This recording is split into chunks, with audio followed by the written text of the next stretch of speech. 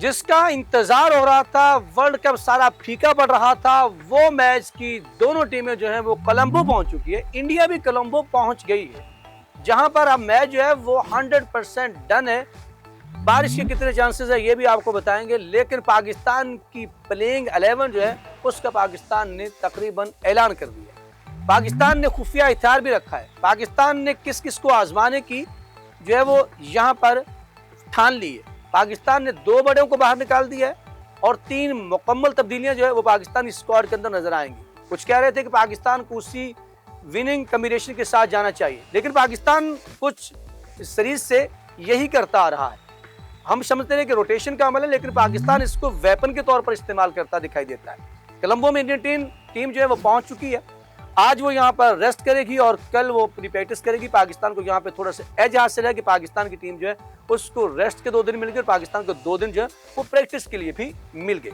और पाकिस्तान की टीम ने कल जो है आपको बताता चलूँ कि वहाँ पर स्विमिंग की, इंडोर थोड़ी सी एक्टिविटीज की, लेकिन उसके अलावा पाकिस्तान की टीम ने ओवरऑल रेस्ट किया। आज पाकिस्तान अपना जो है वो बाकायदा उसमें प्रैक्टिस करेगा और कल भी प्रैक्टिस करेगा। परसों फिर दोनों टीमें जो है वो आमने सामने होंगी।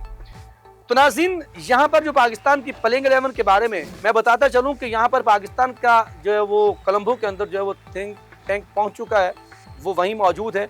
पाकिस्तान क्रिकेट के डायरेक्टर और पाकिस्तान की जो सिलेक्शन कमेटी के हेड आकिब जावेद वहाँ मौजूद है। वहाँ पर जो है वो बैठ कर बात हो रही है। उस्मान खान को लेकर सबसे पहले बात की गई वो फ़खर जमान के ऊपर मैं बात करता हूँ। अगर आप पाकिस्तान के बेंच के ऊपर देखें तो पाकिस्तान के बेंच के ऊपर जो आपके स्क्वाड के अंदर बैठा हुआ है वो फ़खर जमान फौजी बाहर बैठा हुआ है, जिसको लेकर लोग बहुत देर से जो है वो उसके ऊपर बात कर रहे हैं। और बताता चलूँ कि फ़खर जमान का इंडिया के खिलाफ ओडीआई और T20 के अंदर रिकॉर्ड शानदार रहा है। आप उठा कर बहुत बेहतर है पाकिस्तान के बाकी प्लेयर्स की जो अगर उनसे कंपैरिजन किया जाए।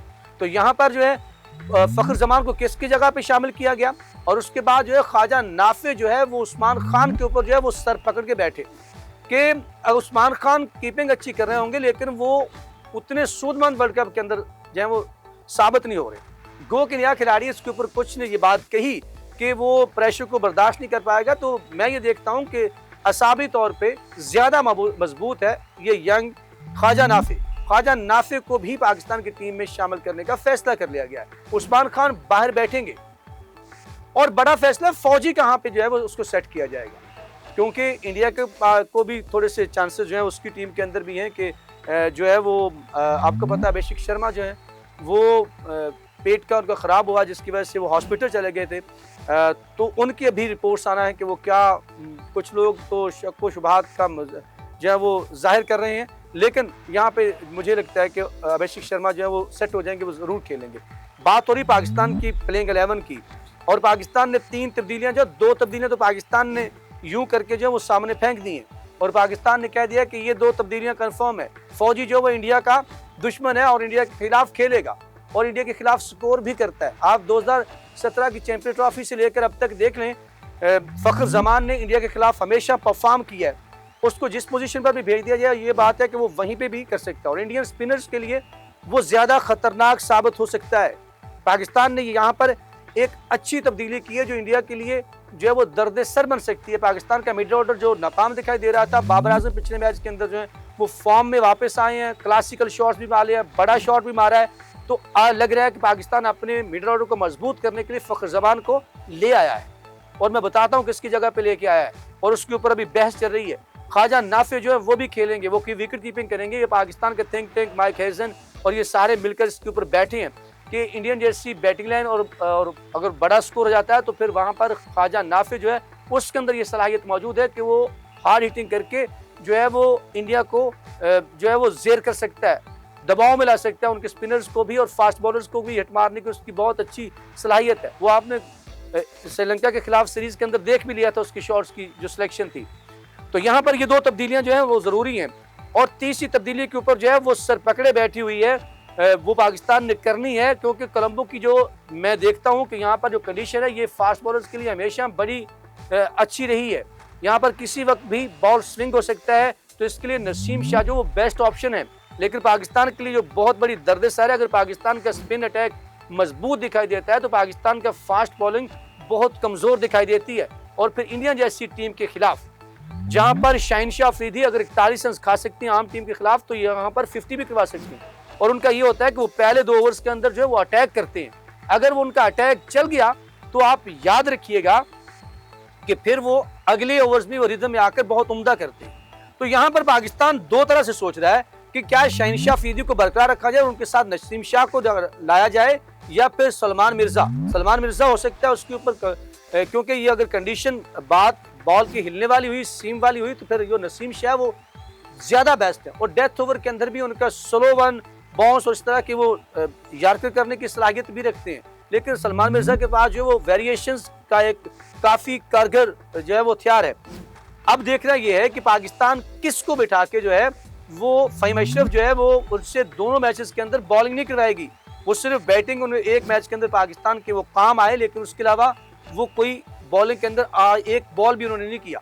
क्या रहना, फ़हीम अशरफ को सिर्फ बैटिंग के अंदर रखा जाएगा, क्योंकि पाकिस्तान ने जो फ़ख्र ज़मान की मैं बात कर रहा हूँ, पाकिस्तान ने जो है वो मोहम्मद नवाज के ऊपर जो है वो तलवार लटका दी है कि मोहम्मद नवाज जो है उनको बाहर बिठा दिया जाए, क्योंकि इंडियन 5 बैट्समैन जो है वो लेफ्ट हैंडर हैं। जब 5 लेफ्ट हैंडर बैट्समैन खेलेंगे तो ये कहा जाता है पाकिस्तान अगर एशिया कप का अगर आप फाइनल उठा के देखें तो वहां पर भी जो मोहम्मद नवाज हैं उनको से बॉलिंग नहीं करवाई जाती लेफ्ट हैंडर के अगेंस्ट। वो एक है कि वो नहीं करते, हालांकि वो आउट भी करते हैं, लेकिन उनकी बैटिंग जो वो भी मायूस कर रही है। तो इसके ऊपर माइक हैसन के पसंदीदा भी हैं, तो वो इस बात पे सोचने पे मजबूर हैं कि जो है वो मोहम्मद नवाज को बाहर बिठा दिया जाए और फ़ख्र ज़मान को खिला दिया जाए।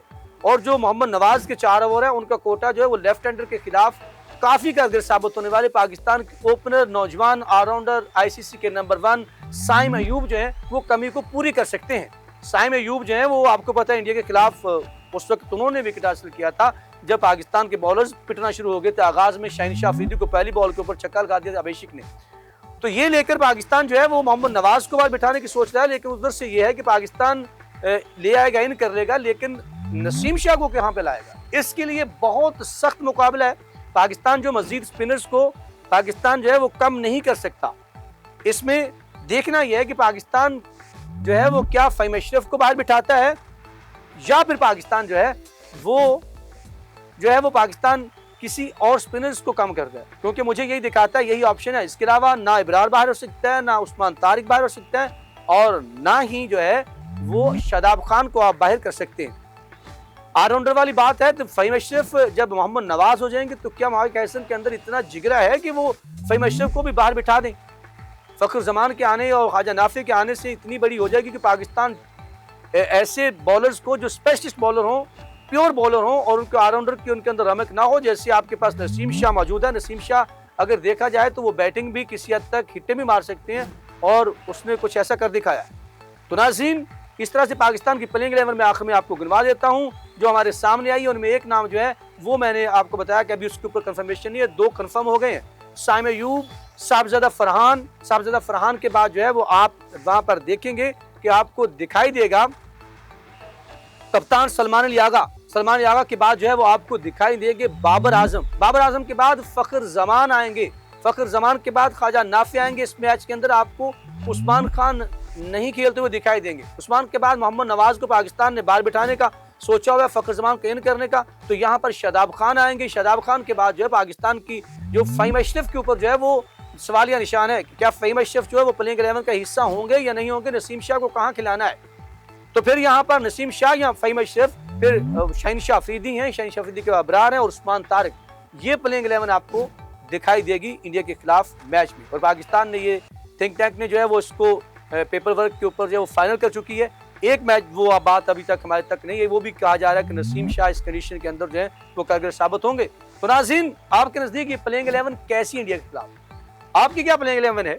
आप किस बैट्समैन को डालना चाहते हैं, किसको निकालना चाहते हैं, कौन सा बॉलर आपके नजदीक खेलना चाहिए या नहीं खेलना चाहिए? कमेंट सेक्शन में जाके अपनी प्लेइंग 11 भी आप लिख सकते हैं। अब तक के इतना ही। यहाँ पर मुझे अखलाक सालुक को, अपनी पूरी टीम 94 और मेरे कैमरामैन फ़हीम सदीकी के साथ दीजिए इजाजत। अगर जिंदगी ने साथ दिया तो आपसे मुलाकात होगी नई अपडेट के साथ। तब तक के लिए अल्लाह निगहबान।